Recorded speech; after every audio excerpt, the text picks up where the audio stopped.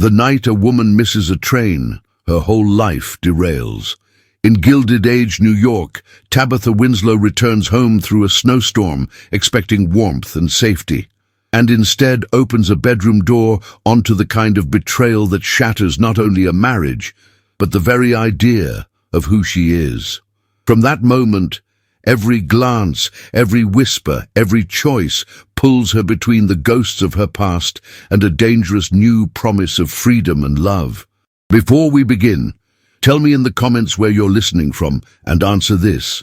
In historical romances, do you prefer love that rescues or love that awakens?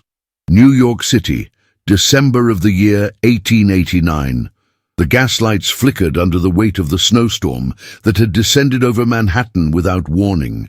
The streets were cloaked in silence, broken only by the crunch of hooves on packed slush and the distant chime of bells from Trinity Church. From the iron arches of Grand Central Depot to the gilded rooftops of Fifth Avenue, the city seemed to hold its breath, suspended in a hush of white and shadow. Tabatha Winslow stood beneath the overhang of the depot's side entrance, her gloved hands curled tightly around a folded parasol she no longer needed. The train to her home in Fifth Avenue had left without her, a delay at her aunt's parlor, a conversation that went too long, a carriage that arrived too late. Snow swirled around her in soft spirals as she gave the driver her address. She said nothing during the journey, but her heart beat with an odd restlessness, as though the night itself were warning her of something she could not yet name. The Winslow residence stood tall among the row houses of Fifth Avenue, its limestone facade kissed with frost, its windows aglow with amber light. From the outside, it looked like a portrait of domestic harmony, but as the driver helped her down, a shiver, colder than the wind, touched her spine. She dismissed it. Inside, the warmth of the foyer wrapped around her like a blanket. A faint trail of music floated from the drawing room, a piano playing softly, imperfectly. Odd. Charles rarely allowed the staff to play when they thought he might be working. And yet, the sound was there, clumsy and unfinished, like someone practicing while distracted. She handed her coat to the maid on duty, who looked surprised to see her. "Didn't expect you back tonight, madam," the girl whispered, eyes lowered. "The storm—" Tabatha nodded, unfastening the buttons of her gloves one by one. "Neither did I." She crossed the marble-floored corridor quietly, her footsteps muffled by the thick rugs imported from Paris. As she ascended the staircase, she felt it again, that strange stillness in the air, a pause that did not belong. The upper hall was dim, lit only by a flickering sconce. Her bedroom door stood ajar. She reached for the handle. A soft laugh drifted from within, a woman's laugh. Tabatha's hand froze. She pushed the door open, and in that instant, the world she knew ceased to exist. The room was warm, too warm, as though bodies had tangled for hours beneath the thick velvet covers of their marital bed. The fire crackled in the hearth, casting golden shadows over the damask wallpaper. And on the bed, half covered and laughing still, lay Evelyn Pierce, her friend, her confidant, the woman who had once braided Tabatha's hair and whispered secrets in her ear like a sister. And beside her, shirt unbuttoned and lips smug, sat Charles Winslow. He did not flinch. He did not even blink. Tabatha stood motionless at the threshold, unable to move, unable to breathe. "Tabatha," Charles said at last, voice casual, as though greeting her in the parlor. "You weren't expected." Evelyn stretched like a cat in silk, her honey-blonde hair spilling over the pillows, her lips curved into a smile sharp as glass. "Oh, darling," she purred. "I thought she was staying the night with that tiresome aunt of hers." Tabatha said nothing. Her gaze flicked between them, between the warmth of the fire and the ice now forming in her chest. Every detail pressed into her mind like a blade. Evelyn's slipper on the floor, Charles's cravat tossed carelessly over the armchair, the scent of rosewater and smoke lingering in the air. She stepped back, neither of them followed. Descending the stairs felt like falling through water. The house, once her sanctuary, now pulsed with betrayal in every brick and corner. The music had stopped. The silence was now complete. Tabatha did not cry, not yet. Instead, she opened the guest bedroom door, a room she had never used, and entered as though crossing a threshold into another life. She sat on the edge of the unfamiliar bed, still wearing her boots, her gloves, her quiet dignity. Outside, the storm thickened. Snow clung to the window panes like frost-bitten lace. The gaslight across the street flickered once and went out. And inside, Tabatha Winslow stared into the darkness, her hands clasped in her lap, and understood with painful clarity that something precious had been broken. Not just a vow, not just a marriage, but a part of herself she had believed unshakable. She did not know what tomorrow would bring. She did not yet know what she would become, but she knew she would never return to the woman she was before she opened that door. New York City, winter of 1889. The days that followed were carved in silence. The Winslow residence, once a stage for society's murmurings and spectacles, had fallen into a hush so absolute it pressed upon Tabatha Winslow like the weight of a tomb. Her footsteps echoed against parquet floors where once laughter had danced. Now even the staff avoided her eyes, their movements quiet, their presence vanishing like breath on a cold window pane. Charles did not speak of the night she returned unexpectedly.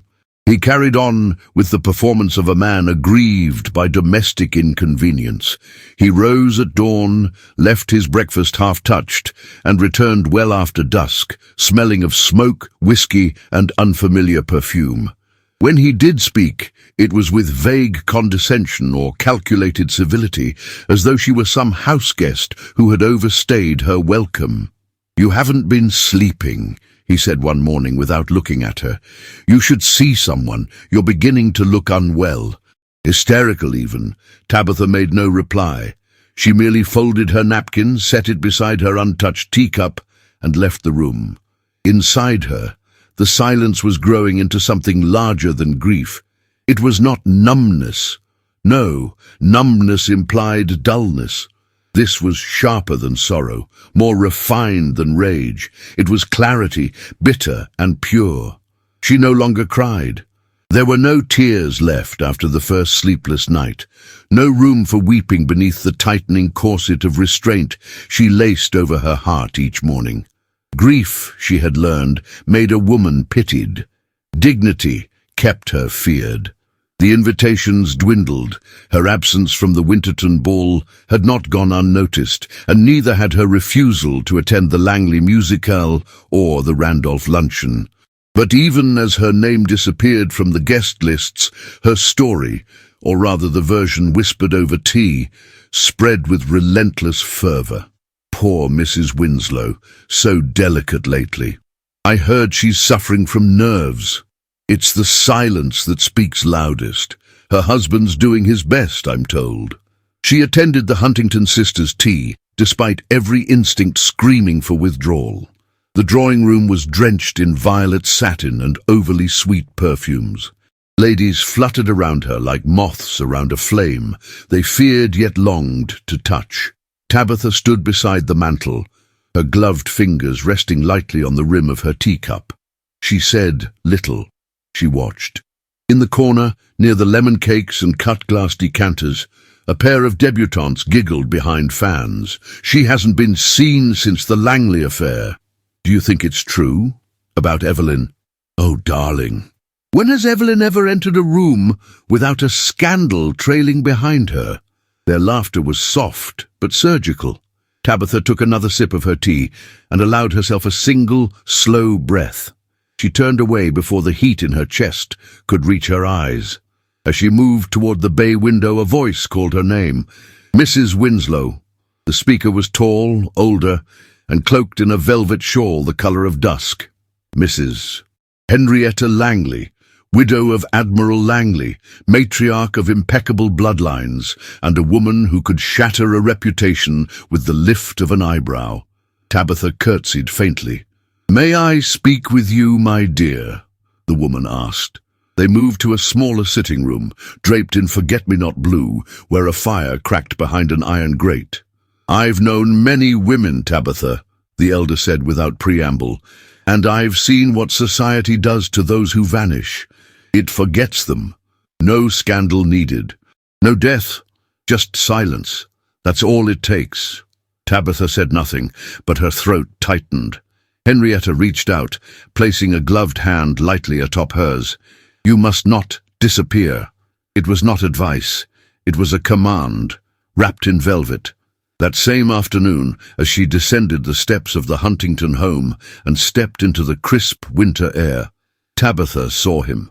He stood across the street, just beyond the wrought iron fence, watching the line of carriages with a distance in his gaze that made the world blur around him. His overcoat was black, long, perfectly tailored. A dark Homburg hat shaded his eyes, but she saw them still, pale as winter steel, watching, unblinking. Sebastian Blackwell. She had heard the name. Everyone had. The financier who had withdrawn from society after the death of his wife. The man who never smiled, who never danced, whose fortune grew quietly while others boasted of theirs. He did not stare. He merely looked, like a portrait of silence come to life.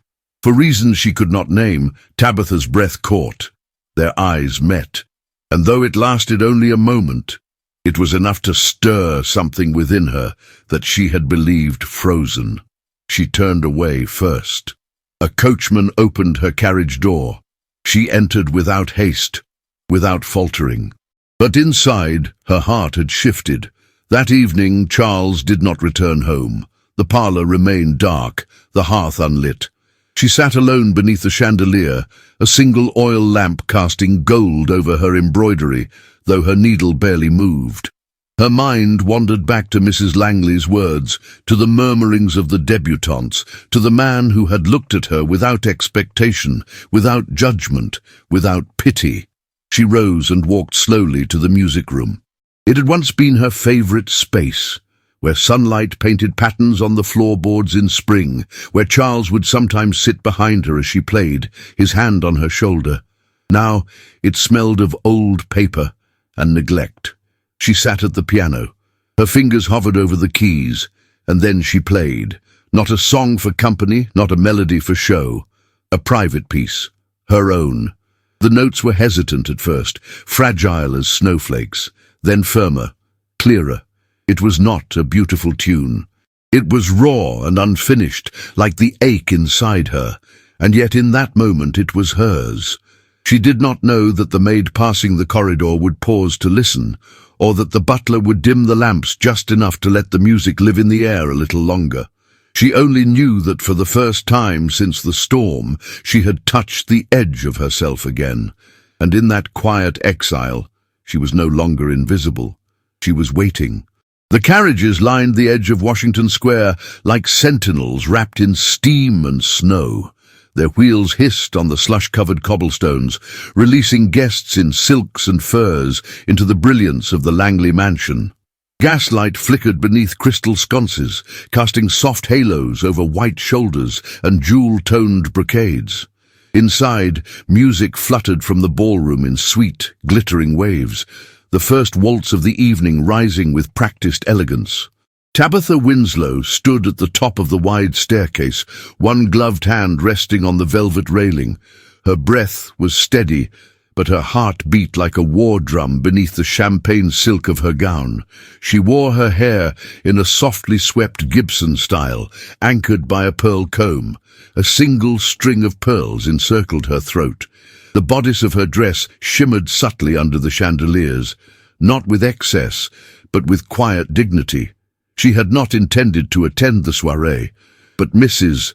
Langley's hand-delivered note, penned in tight, assertive script, had left her little choice. "Appear," it had read, "or be erased." Tabatha had understood. She descended slowly, aware of every pair of eyes that turned toward her, aware of the gasps that hovered just behind painted fans and embroidered sleeves. She was not supposed to be here. She had been cast in whispers as the sickly wife, the fragile shadow. Her presence now unsettled them. She walked past silk whispers and swallowed laughter, each step both punishment and power, and then, as if conjured by cruelty, she saw them. Charles stood near the hearth, his coat removed, waistcoat gleaming with the golden thread of a man desperate to remain admired. His arm was casually draped around the back of a rose velvet settee. Evelyn Pierce sat beside him, one leg crossed delicately over the other, a glass of champagne poised between pale fingers. Her honey-blonde hair was twisted into elaborate curls, crowned with a cluster of white ostrich feathers. She wore a blush-pink satin gown with a plunging neckline meant to provoke. When she turned her head and saw Tabatha, her smile bloomed slowly, like poison spreading in tea. They had come together, brazenly, publicly. The room responded with a wave of tension. Some watched in anticipation, others looked away. Tabatha did not falter. She moved past the hearth, past them, her chin high, her gaze serene. She took a glass from the tray of a passing footman and sipped once, though her throat was dry as parchment. Her gloved hand did not tremble. Her spine remained straight. She would not offer them the luxury of reaction, but Evelyn had not come to remain ignored. "Tabatha," she purred, rising from the settee with the grace of a serpent in silk. "How brave of you to join us this evening. I hadn't realized you were well enough for company." The statement fell like ice on silver. Tabatha turned, her expression unreadable. "I thank you for your concern," she said softly. "I assure you, I am not as fragile as I once appeared." A ripple of awareness moved through the surrounding guests. Evelyn smiled wider, her eyes gleaming. "Charles has been simply beside himself with worry. You know how tender-hearted he is." Tabatha's gaze did not leave hers. "I am familiar with many of his qualities," she replied. "Tenderness was never among them." The air between them crackled. A hush spread. And then a voice, deep, calm, resonant. "Mrs. Winslow." Tabatha turned. Sebastian Blackwell stood behind her, tall and silent in his midnight suit, his gloved hand extended in a gesture both gallant and intimate. He bowed slightly, but his gaze never left hers. "May I have this dance?" For one moment she could not breathe. All around them, the ballroom watched. She placed her hand in his. He led her to the center of the marble floor, where couples were already forming under the light of the chandeliers. The orchestra paused, then began again, a slow, graceful waltz that rose like wind over the sea. Sebastian's arm settled gently around her waist. His other hand held hers with deliberate care. They began to move, not with showmanship, but with quiet synchronicity, as though they had danced this way many times before, in another life or another dream. Tabatha's heart beat fiercely in her chest, but her steps were sure. She allowed herself to breathe him in, his presence, his restraint, the safety wrapped in silence. "You did not have to," she whispered as they turned beneath the crystal light. "I know," he replied. They moved as one, his hand steady at her back, his gaze locked to hers with intensity that left no room for pretense. She felt the weight of every eye upon them, but none of it mattered. In that moment, the humiliation that had been crafted for her dissolved like mist. In that moment, she was no longer the betrayed wife. She was the woman he chose to lead into the dance. When the music ended, Sebastian bowed over her hand with slow reverence. Tabatha stepped back, and as she looked across the ballroom, she saw Evelyn's face, pale, lips tight, eyes burning. Charles stood behind her, his expression unreadable, but his fists were clenched. The crowd, ever hungry for a shift in the wind, turned its attention, not to scandal, but to admiration. Tabatha curtsied once, graciously, and withdrew to the edge of the room. Sebastian did not follow. He had done what was necessary. That night, long after the last waltz faded, the gossip that left the Langley mansion was not of Evelyn's gown or Charles's smirk. It was of a woman wrapped in pearls and dignity, a woman who did not crumble, a woman who danced. It began with a book, a modest volume of poetry bound in worn green leather and smelling faintly of lavender and dust. Tabatha found it one morning on the marble bench of her solarium, placed with deliberate care beneath a sprig of winter jasmine. There was no note, no inscription, only a pressed violet between the pages and a small engraved symbol on the inside cover. The interlocked initials, SB. She did not have to ask how it got there. In the days that followed the Langley soiree, the world had grown quieter again, but it was no longer the silence of exile. It was the silence of something unspoken taking root. Sebastian Blackwell began appearing in discreet intervals, once every fortnight at first, then weekly, always under the guise of returning or exchanging books. Byron, Wordsworth, Ovid. He said little, but he listened, with a stillness that was more intimate than speech. Tabatha would receive him in the second parlour, the smaller one where the heavy curtains could be drawn against the street and where the fire remained lit, even during daylight. She would sit near the hearth, he in the corner armchair, and between them sat not tension, but an exquisite restraint. He never spoke of Charles. She never mentioned Evelyn. There was no need. They spoke instead of music, of snowfall, of ancient epics and watercolour landscapes, of the scent of lilacs in May. She spoke more with her eyes than her mouth, and he understood her silences with unsettling accuracy. One afternoon, as she returned him a volume of Keats, her hand lingered a second too long on the cover. He did not move, but his gaze rose to meet hers, and in that single moment, the breath left her chest. It was not desire that stirred in her, it was recognition. He set the book aside. "My wife," he said, his voice low and even, "was named Clara. She died 4 years ago this spring. Influenza. It began with a cough and ended with quiet." Tabatha did not look away. "I buried her in Boston. That was where she was born. She loved violets and Italian sculpture. She hated opera. She believed in ghosts." He looked down for a long moment, then raised his eyes to hers again. "I never imagined I would care again. I made peace with that." The words were not a confession. They were a yielding. Tabatha did not offer condolences. She only inclined her head. "My grief is not the same as yours," she said at last. "But I know what it is to lose something and keep living." The moment passed, but left a trace behind it, like a fingerprint on glass. That same week, Charles grew bold. It began with small violations. Evelyn's perfume in the hallway. Her glove carelessly dropped in the vestibule. Then laughter behind the library doors. A shawl draped over the back of a chair in the drawing room that did not belong to Tabatha. One evening, she returned from a visit with Mrs. Langley to find the second-floor gallery filled with noise, laughter, music.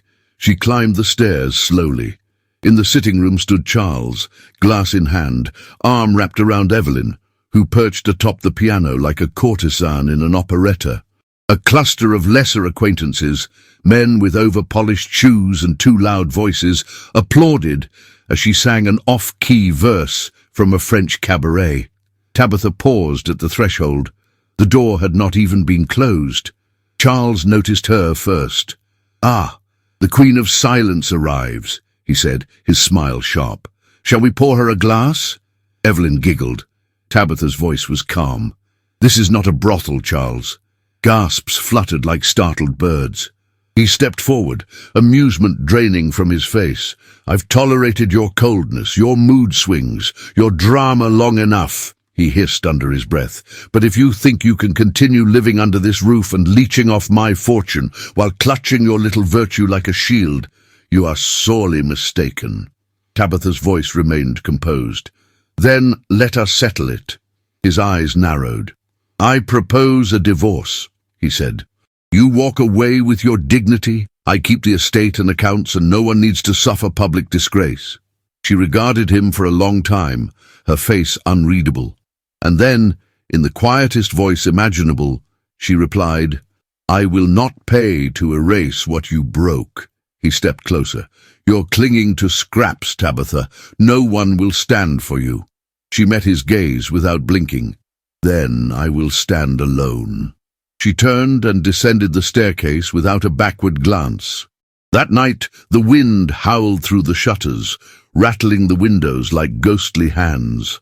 She sat in the music room, the same room Evelyn had desecrated with false gaiety. She sat there for hours, watching the fire, her hands resting in her lap, the hem of her gown dusted with ash. When Sebastian arrived the next morning, he said nothing. He simply handed her a worn book of Sappho's fragments. She opened it to find a single line marked with graphite.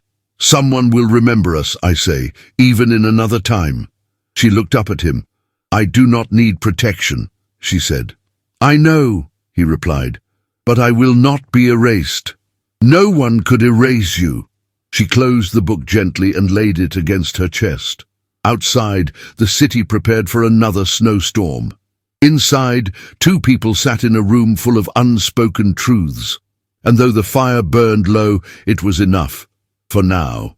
The day had started with unexpected sun.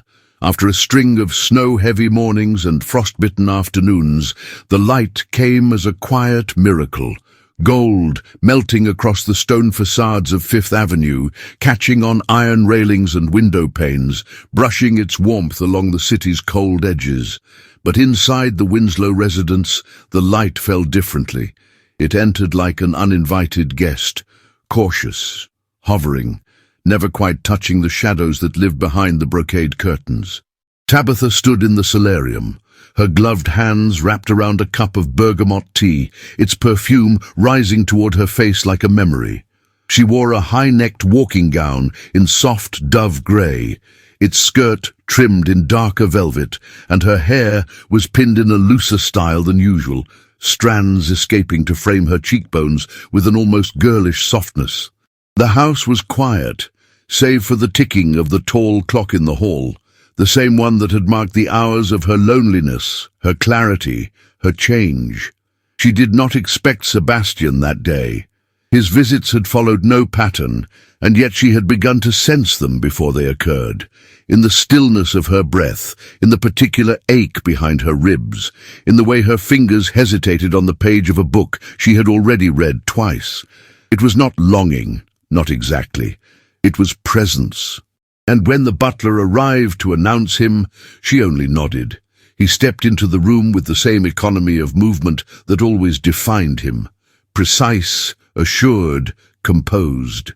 He removed his gloves slowly, his coat remaining on, as though he meant to stay no longer than a moment. "I was walking near the park," he said quietly, "and the sun made me restless." Tabatha gestured toward the chair across from hers. "Restlessness has become rather fashionable this season." His lips curved slightly at that, but the smile did not reach his eyes. He sat, the silence stretched between them, not awkward, not cold, simply full. She poured him tea. As she handed him the cup, her fingers brushed his. The contact was brief but electric, as though the room itself had inhaled. She felt the heat travel up her arm, settle in her chest. He did not pull away. They spoke of mundane things. The book he had finished, the snow that had melted too soon, a painting he had seen in a gallery window. But beneath each exchange was a current that pulsed louder than words. When he rose to leave, he reached for his gloves and, in doing so, dislodged a small object from the inner pocket of his coat. It fell with a muted clink to the carpet. Tabatha bent to retrieve it. A pocket watch. Gold, worn at the edges, its chain delicate and gleaming in the morning light. She picked it up carefully, the metal warm in her palm, and turned it slightly. The clasp was loose. As she tilted it, the locket popped open. Inside was a miniature portrait, no larger than a thumbprint, of a woman with pale eyes and dark hair, her features fine and composed, her expression caught in that strange middle space between joy and solemnity. Tabatha froze. She did not speak, but her gaze held the image. When she looked up, Sebastian's face had changed. He was no longer composed, no longer the untouchable man of granite and steel. His eyes, always so guarded, were now wide, vulnerable. He stepped forward. "I didn't mean for you to see that." Tabatha held the watch out to him with both hands. "She's very beautiful." His fingers wrapped around the object slowly, but he did not close it. He looked down at the portrait as though seeing it for the first time in years. "Clara," he said, the name like a breath dragged from a wound. We were married for 7 years. She died in the spring. It was quiet. She fell ill, and by the time the fever broke, her lungs had already failed. She smiled the day before she passed. I thought that meant she would recover, but I was wrong. He closed the watch gently, the click of the clasp soft and final. I stopped carrying it for a time. Then I found myself needing to hear the tick again, as if it could keep her memory alive. Foolish, perhaps. Tabatha did not speak. Sebastian continued, though his voice had dropped. I swore I would never feel again what I felt with her, and for a long time I didn't. I was faithful to her memory in a way I wasn't even faithful to myself. He looked at Tabatha then, truly looked at her, as if she were not merely a woman in a parlour, but a force that had entered his life without permission and rearranged the structure of his soul. But now, he said, I find myself drawn, not out of forgetfulness, not to replace her, but because there is something in you that makes silence easier to bear. Tabatha's lips parted, but no sound emerged. Her throat felt tight, her heart pounded. She stepped closer, slowly, as though crossing sacred ground. Her hand reached out, not to touch him, but to steady herself on the edge of the chair. I won't replace her, she said, her voice barely a whisper. Sebastian nodded. That's not what I want. They stood in silence, and then, slowly, reverently, he tucked the watch back into his coat pocket. He bowed slightly, his gaze lingering on her face as if memorizing it. Good day, Mrs. Winslow. She dipped her head. Good day, Mr. Blackwell. He left. The door closed softly behind him, and only then, only in the wake of his departure, did she realize that her hands were trembling, not from fear, but from the weight of something beginning to form, something vast and unfamiliar, something neither of them had dared name. Yet, the days had grown longer, but the light seemed reluctant to touch the Winslow home. Though spring approached, Fifth Avenue remained cold, not with the bite of winter, but with something more insidious, more enduring. Inside the stone walls of the house that once held promise, tension had taken root like ivy creeping through old brickwork. Tabatha Winslow moved through the rooms with a grace that disguised the storm building within her. Her footsteps were measured, her gowns elegant and subdued, always in muted tones of slate, deep blue or dusk grey, never inviting colour, never permitting softness. She had become, in the eyes of society, something of a figure, not a scandal, not yet, but not untouched by one. She was a woman watched, a woman whispered about, and every whisper wrapped itself around her name like a shroud. It was in the late morning light of a Tuesday, pale and cold as porcelain, that Mrs. Henrietta Langley came to call. She arrived without fanfare, her carriage stopping beneath the marble arch with the efficiency of habit. Her butler announced her presence with solemn formality, though Tabatha had already risen from her embroidery chair the moment she heard the wheels. In the drawing room, Mrs. Langley removed her gloves without speaking, placed them on her lap, and waited until tea had been poured and dismissed. Then she spoke. Charles, she said simply, has begun borrowing. Tabatha's expression did not change. He has always borrowed, from truth, from decency, from time. Mrs. Langley's gaze sharpened, not only from virtue, from banks, from investors, and, as I have reason to believe, from you. Tabatha's back stiffened slightly. I do not claim certainty, the older woman continued, but one does not host supper for 3 rail barons and a theatrical producer unless one is drowning, and one does not move funds freely unless one has access to ledgers that are not entirely his. Tabatha's hands folded in her lap, fingers tightening. You must look, Mrs. Langley said, before he ruins you too.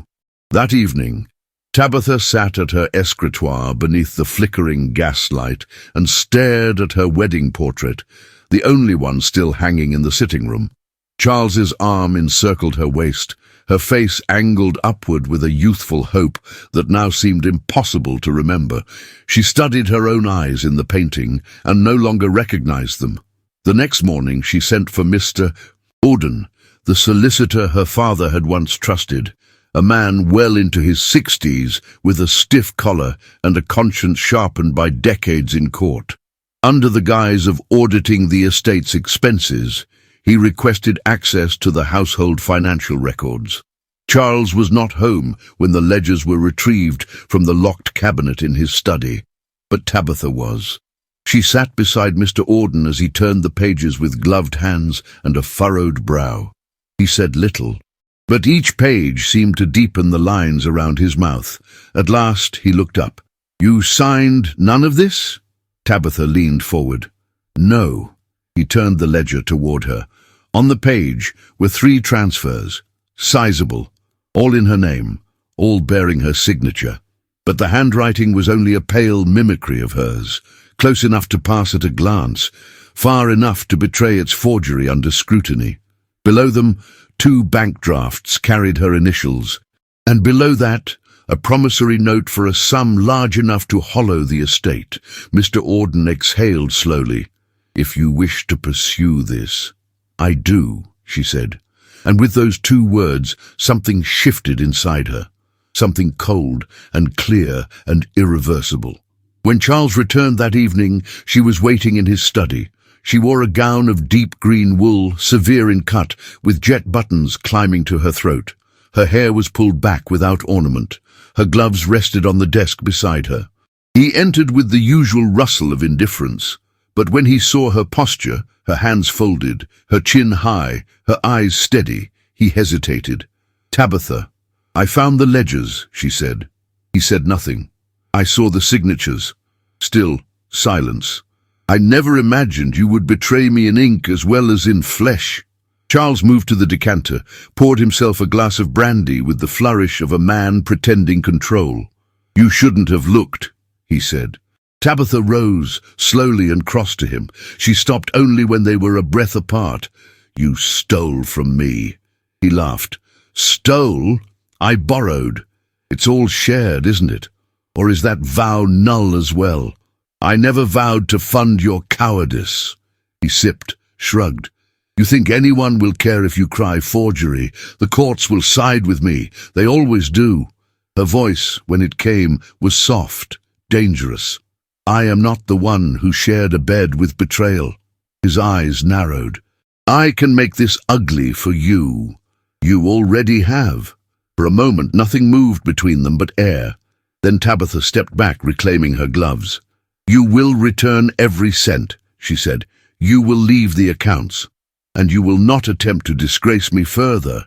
"And if I do?" he asked, voice low. She turned to the door. "Then I will make you a cautionary tale." That night, a carriage stopped outside the Winslow residence just after 9. No one saw who left the velvet box at the door. But when Tabatha found it and brought it into the light, her breath caught. Inside, resting against deep blue lining, was a pearl pin, simple, luminous, dignified. Beneath it, a folded note, written in a familiar hand. "For your voice. Wear it when you speak." She touched the pin with trembling fingers, and for the first time in weeks, she smiled. Not for joy, but for resolve. The invitation arrived without a signature. It was delivered in the early afternoon by a boy in a blue cap who offered no name and no explanation. Tabatha received it in the vestibule, still wearing her writing gloves, the scent of dried ink clinging to her fingertips. The envelope was heavy, sealed in red wax, bearing the crest of the Huntington family, one of the oldest, wealthiest, and most formidable names in Manhattan society. Her hands remained steady as she opened it. The card inside was thick, cream-colored, and etched in gold. "Mrs. Tabatha Winslow is cordially invited to the Huntington Spring Ball, Friday the 15th of April at 7 o'clock. Formal attire requested. Attendance expected." There was no note, no name, but she knew who had sent it. Later, as twilight bled across the city and gaslights blinked to life along the avenues, Tabatha stood before her mirror, still holding the card, her expression unreadable. Mrs. Langley had intervened again, not with force, but with precision. Tabatha reached for the small velvet box resting on her vanity and opened it to reveal the pearl pin Sebastian had left for her days earlier. She lifted it slowly and affixed it to the high neckline of her gown. The dress itself was champagne silk, soft as breath, with a bodice trimmed in delicate lace and a sweeping skirt that whispered with every step. Her hair was arranged in a low chignon, a few loose tendrils framing her face. There were no jewels, no diamonds, no emeralds, only the pearl at her throat, gleaming softly like a vow not yet spoken. When the carriage arrived, she climbed in alone, and as the horses pulled her toward the grandest ballroom in the city, Tabatha Winslow prepared to walk once more into the fire. The Huntington mansion stood 3 stories tall, its facade lit by gas lamps and lined with carriages waiting their turn. Inside, chandeliers glittered like constellations, and the ballroom pulsed with music and laughter. The elite had gathered in full regalia, silk gloves, sapphire tiaras, waistcoats with gold filigree. Conversations floated like perfume, light and laced with malice. The moment Tabatha entered, a hush fell over the crowd. She did not falter. She stepped into the room with the grace of a woman who had learned to carry silence like armor. The hem of her gown brushed the marble floor with every measured step. Her eyes, clear and calm, did not scan the room for allies. She had come prepared to stand alone, but she was not alone for long. Evelyn Pierce spotted her first. The woman descended upon her like a swan with sharpened wings, dressed in layers of rose satin and diamonds far too bright for such a delicate neck. Her voice, saccharine and loud, cut through the waltz, echoing in the background. "Well," Evelyn drawled, loud enough for those nearest to pause, "I didn't realize the guest list had become so charitable." Tabatha turned to her slowly. Their eyes met. The crowd circled like wolves smelling blood. Evelyn's lips curled into something that might have been a smile had it not been soaked in venom. "Did you lose your way, darling? Or have you come to observe what grace truly looks like?" Tabatha opened her mouth, but before a word could leave it, a voice spoke behind her. Deep, steady, unmistakable. She came as herself, which is more than can be said of most here. The crowd parted as Sebastian Blackwell stepped forward. He was dressed in a midnight tailcoat, black cravat pinned with a single opal, his gloved hand extended not in pity, but in offering. Tabatha looked at him, and in that moment, the stillness between them told the truth. He was not saving her. He was standing beside her. She placed her hand in his. Together, they turned. And just before they walked away, Tabatha met Evelyn's gaze one last time and said, her voice cool and crystalline, "Some women rise quietly, that is all." The words landed like glass shattering over porcelain. They moved to the dance floor, and as the music resumed, the room shifted with them. Gossip turned to admiration, curiosity bent into awe. They danced once, with the restraint of 1,000 unspoken things. His hand at her back was nothing more than support, but she could feel the tension it carried, the ache of distance, the fear of hope. Their eyes met briefly, and the pain in his was not born of longing, but of waiting. When the waltz ended, they stepped apart. He did not speak again, not in the ballroom. But as the night drew to a close, and he escorted her to her carriage beneath the flickering gas lamps of the street, he paused.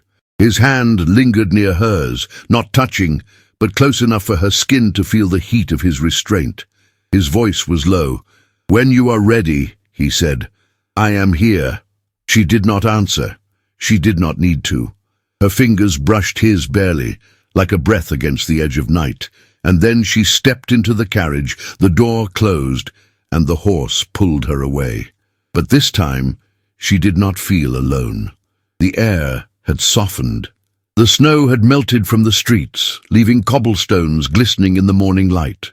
Pale crocuses bloomed shyly in iron-railed gardens, and the carriages along Fifth Avenue no longer creaked with frost, but rolled with an ease that betrayed the season's quiet turning. Within the Winslow household, however, the change of season brought no bloom. After the Huntington ball, Tabatha had not attended another soiree. She had not accepted invitations, not even from Mrs. Langley, and she had not walked the fashionable promenades of Central Park, where society paraded its silks and scandals beneath budding trees. Instead, she withdrew, not in shame, not in mourning, but in purpose. She spent her mornings in the conservatory, where the light filtered through lace-curtained windows onto her writing desk. Her hands, once idle with embroidery or gently poised on sheet music, now moved with deliberate ink strokes across thick cream paper. She drafted proposals, wrote letters to philanthropic patrons, copied statistics from census books, and penned her vision with elegant clarity. A school, a place where young women, those with no dowries, no patrons, no surnames worth mentioning, could learn to read contracts, balance accounts, sew with intention, and type on the new Remington machines that were slowly appearing in government offices. A place where ambition was not shamed, but shaped. She had once believed her path was sewn into her hemline, delicate, decorative, and confined to drawing rooms. But now she saw the absence of choice for what it was, and she would not let that silence pass to others. Her meetings with Sebastian became rare, not cold, but deliberate. He did not press, and she did not flee. Their bond, forged in fire and frost, lived now in restrained glances and the occasional arrival of a book left at her doorstep, always unannounced. It was on one such afternoon, beneath the soft hush of late April rain, that he came. No appointment, no pretext, only his presence in the doorway of her study, his hat in his hand, his expression unreadable. She stood to greet him, a small smile curving her lips. "Mr. Blackwell," she said softly. "Mrs. Winslow." He did not move farther into the room, though she gestured toward the chair opposite her writing desk. "I won't stay," he said. "I only came to return this." He held up a book, Cicero's On Duty, its pages well worn, the spine smoothed from careful handling. She took it gently. "You could have sent it." "I could have." She waited. And then, after a breath too long to be casual, he said, "I've heard from Mr. Auden. You're seeking a building." She nodded. "An old rectory on East 10th. The rent is manageable." He hesitated. "You'll need funding." "I'm preparing proposals. I've written to the Ladies' Benevolent Committee and the Women's Employment League. Mrs. Langley is considering an introduction to the Railroad Widows' Trust." There was pride in her tone, but no boast, only certainty and a growing fire beneath it. Sebastian took another breath, then stepped toward the window. The light touched the edge of his profile, casting his features in gentle relief. The sharp jaw, the shadow beneath his cheekbones, the line between his brows that never quite faded. "You've done more in 2 months than most do in 2 years. Tabatha's fingers traced the spine of the book. "I spent a long time being nothing but ornament. Now I would like to be useful." He turned to her then, and in his eyes she saw a flicker of something she could not name. Admiration, longing, restraint, grief, perhaps all of it. "I think of you," he said quietly, "more than I should." Her breath caught. "I see you," he continued, walking alone on that ballroom floor. "I see your hands wrapped around books no one expects you to understand. I see your voice in the silence, and I think to myself, I was never meant to feel again, but then I do." The rain outside fell more steadily now, drumming lightly against the window panes.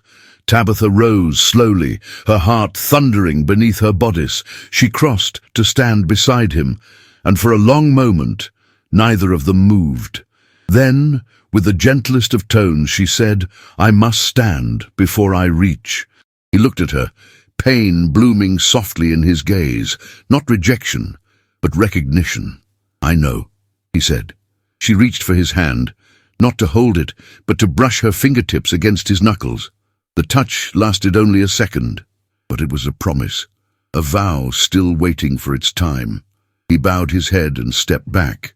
He did not speak again. He left the way he came, without sound, without certainty, with the weight of a man holding his heart in his pocket.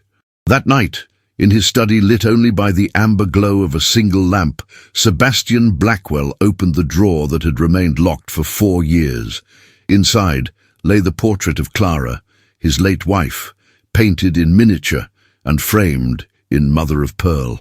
He looked at her face for a long time, longer than he had in months. Then, with reverence and peace, he closed the drawer, and this time he turned the key.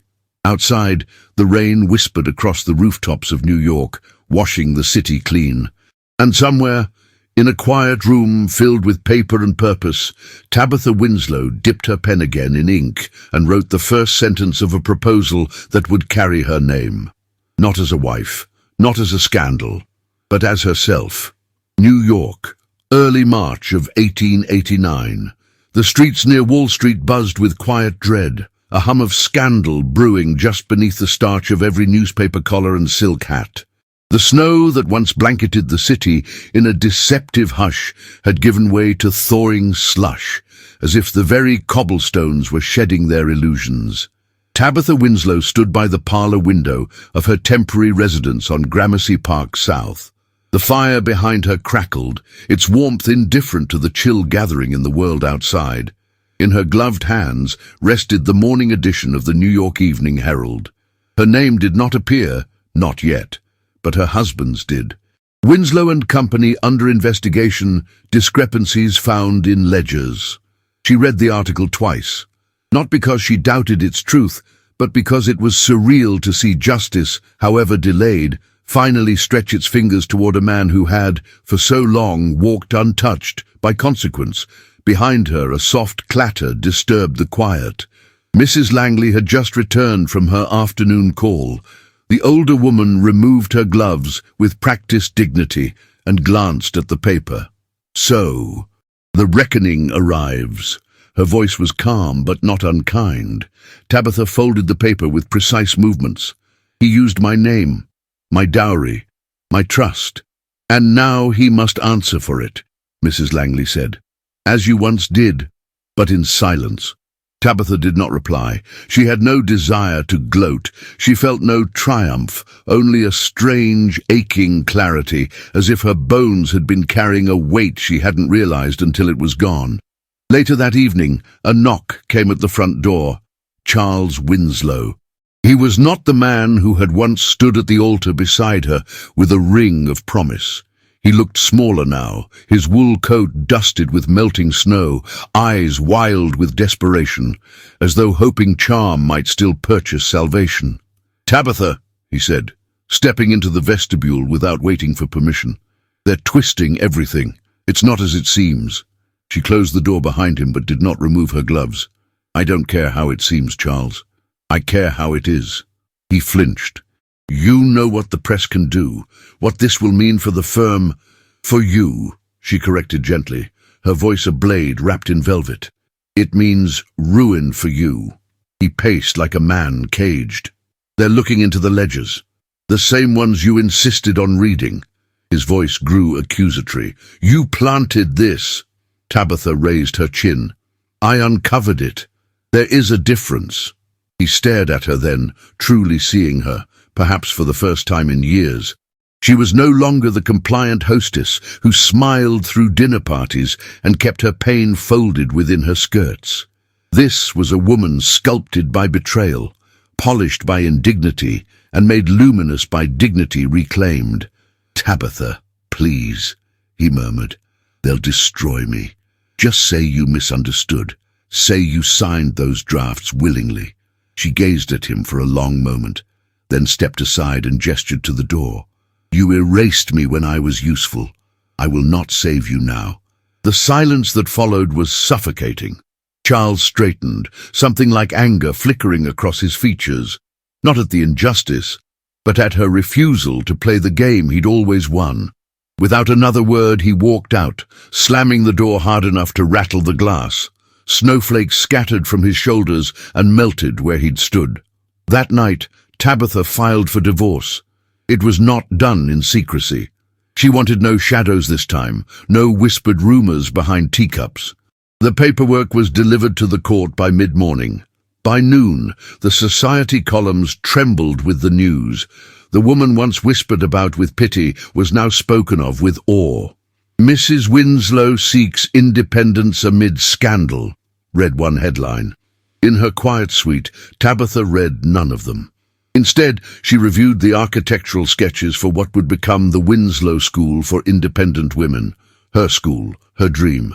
She envisioned gas lamps lighting long reading halls, women leaning over ledgers with the same command she had once fought to learn in secret. She imagined futures rewritten. That evening, a letter arrived without return address.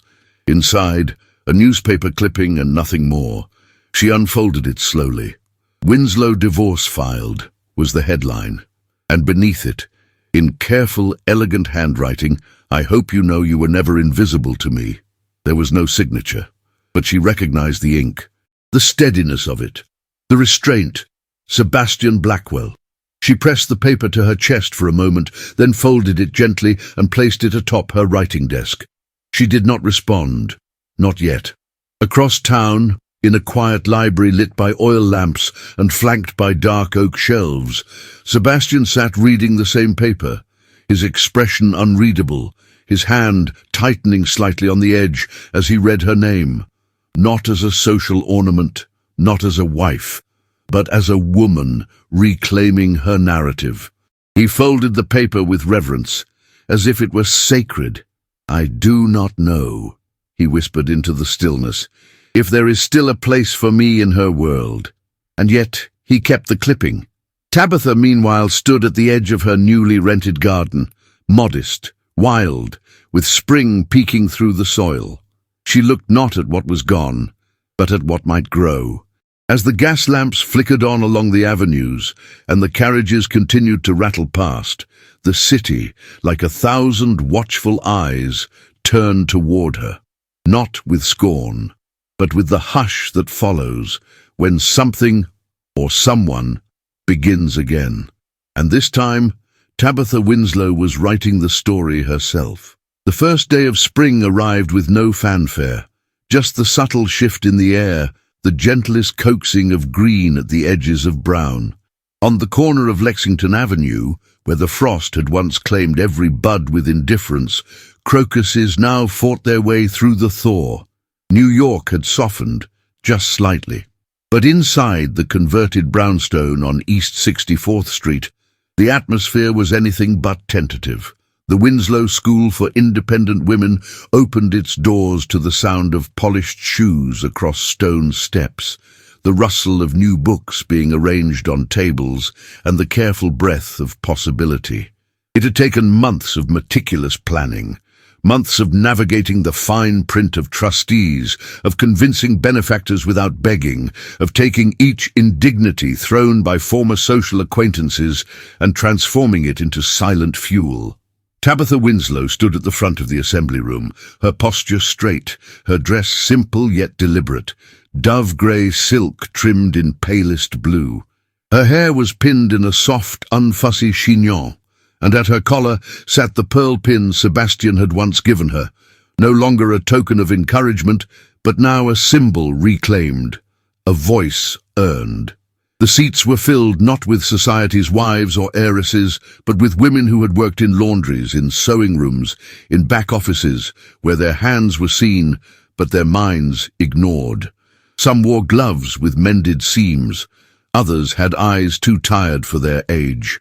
But all looked toward Tabatha with the cautious hope of those not used to being invited into any room with chandeliers. She did not speak long. She did not need to.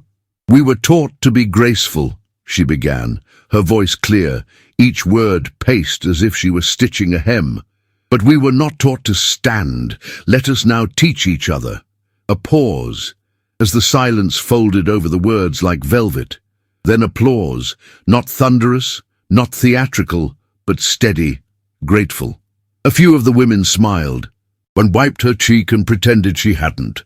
As the guests mingled over tea and lemon cakes served without ceremony, Tabatha moved among them without pretense. She answered questions about the curriculum, reading, writing, commerce, public speaking, but her eyes often flicked to the back of the room where she had noticed him. Sebastian Blackwell had entered quietly, as always. He stood with his gloved hands behind his back, dressed in a tailored black coat that had seen better days but still carried dignity. His dark eyes found her from a distance, but did not call attention to themselves. He had not sent word ahead. She had not expected him, and yet he was there, not as a suitor, not as a rescuer, but as a witness. Their eyes met once. He inclined his head. Nothing more. Hours passed. Chairs were stacked. Voices faded. By late afternoon, the halls had emptied, leaving only the faint echo of shoes on parquet and the scent of beeswax and tea. Tabatha remained alone in the lecture room, rearranging a vase of tulips that drooped slightly. She touched the petals with the same care she had once used to smooth crumpled pages in the guest room of a house that no longer belonged to her. Behind her, a presence. She did not startle. "I was told the headmistress might still be found guarding her tulips," came Sebastian's voice, low and warm, with restrained mirth. She turned, slowly. He stood in the doorway, holding his hat in his hands, as if unsure whether he was permitted to stay. Tabatha regarded him without smiling, though her heart was not so composed. "Did you come to enroll?" "No, though I would gladly fail the entrance exam if it meant your correction." His expression was gentle, but his eyes held something deeper, not flirtation but reverence, the kind of look that saw not only what had bloomed, but what had been burned away. They stood there for a moment, two people who had learned to wait without promises. He stepped forward slowly, and she did not move. "I read the notice," he said. "The divorce. I assumed you would," she replied. He nodded, then lowered his gaze, as though it were not just ink on a page, but a wound reopened. "I didn't know if I should come. You didn't ask to be part of this," she said softly. "You were simply kind." His lips curved slightly. "I was never only kind." The admission made the silence hum. Tabatha looked down at her hands, still lightly clasped. They had once trembled when passing a watch back to him. Now they were steady. "I did not come to make a plea," he said, stepping closer until they stood just apart. "Only to offer something, and to accept whatever answer you give." Then he extended his hand. No speech, no declarations, only that. Tabatha looked at it, at the fingers that had once brushed against hers in the cold, that had helped her lift ledgers and open windows, that had never once closed around hers without permission. Her eyes welled, not from sorrow but from the sharp beauty of being offered a choice. She placed her hand in his, not out of need, but out of want. Outside, the afternoon light dimmed. As they stepped beyond the doors of the school, the sky had begun to weep, not with rain, but with the gentlest snow, untimely for spring, but soft as lace on their shoulders. They walked without words. New York, with all its noise, seemed hushed. The gas lamps flickered to life, casting long shadows across the sidewalk. Around them, the city pulsed with lives that would never know what passed between a woman in grey and a man who had waited without demanding. At the corner, he offered his arm. She took it lightly, and together they continued, not as saviors, but as equals. The city had changed. 6 springs had passed since Tabatha Winslow last stood in the drawing room of her Fifth Avenue home, the one she had once shared with silence, betrayal, and cold fireplaces. New structures now rose along the skyline, taller, bolder, but none more meaningful to her than the modest red-brick building on the corner of Madison and 39th, where the doors of the Winslow School for Independent Women opened each morning with the scent of ink, chalk, and purpose. Inside, young women studied accounting, rhetoric, and the law. Girls who once might have become someone's ornament now sharpened their voices like tools.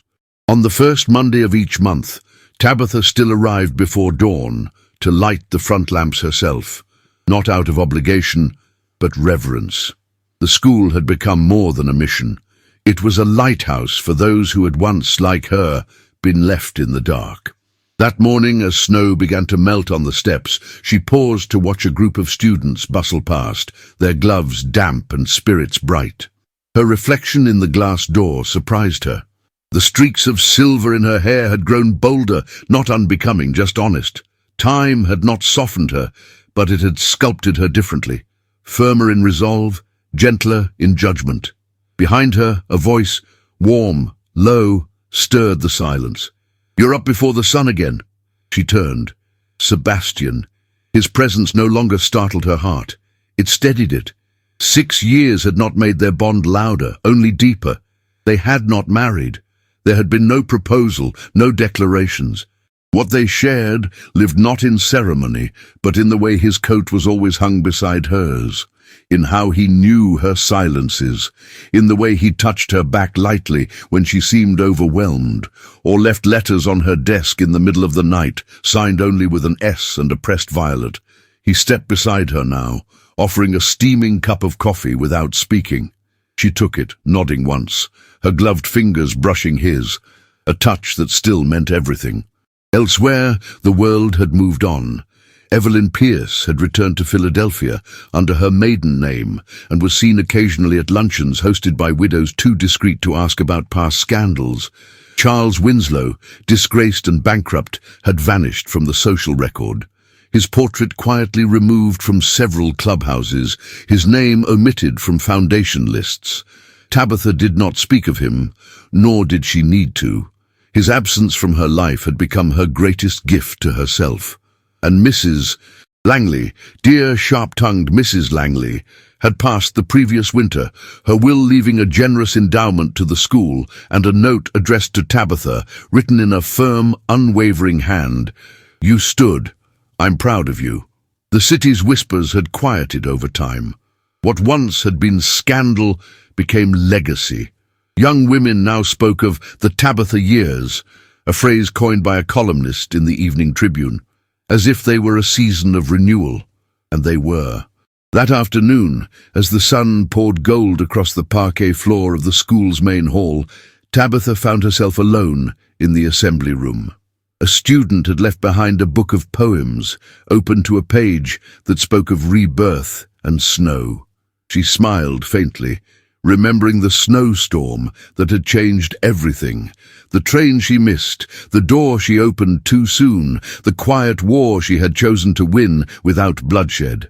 Behind her, Sebastian moved to close the window, but she raised a hand. "Leave it," she said gently. "Let the wind in." Outside, flakes had begun to fall again. Spring snow, rare, fleeting, brushing against the earth like a whispered apology from winter. Tabatha stood, walking slowly toward him. He watched her, still as ever, until she reached him and placed her hand, gloveless now, against his chest. "I once thought I needed to survive alone," she murmured. "But I see now. I just needed to know I could." Sebastian brought his forehead to hers, eyes closed. "You never needed saving," he whispered. "No," she said, smiling, "but I welcomed being seen." And so, as the snow danced lightly through the open window, they stood in the quiet warmth of a room built for voices, surrounded by the future they had dared to imagine, not with grand gestures, but with small, brave choices, together, not as saviors, but as equals. Some stories are not just meant to be told, they are meant to be felt. Tabatha's journey was never about perfection or fairy tale endings. It was about resilience, about standing tall when the world expected her to kneel, about learning that love, when chosen freely, is not a rescue, it's a recognition. Her strength was not loud, it was quiet, steady, the kind that builds new paths for others to follow. And through each betrayal, each whispered doubt, she found her voice, not to shout, but to teach. And in doing so, she taught us something too. Perhaps you saw a part of yourself in her, Or maybe you saw the courage of someone you love. If this story touched you in any way, write the word "stand" in the comments. Let it be a silent chorus for everyone who made it to the end, and a beacon for those still finding their strength. If you'd like to support the team who brings these stories to life, consider sending a super thanks in the amount you feel called to. Your support, in any form, means the world. And if that's not possible right now, simply sharing this video with a friend or loved one helps us more than you know. We invite you to explore other powerful period love stories, which I've left linked in the cards at the end of this video. Thank you for standing with Tabatha, and thank you for being part of this community where love, courage, and dignity always find a home.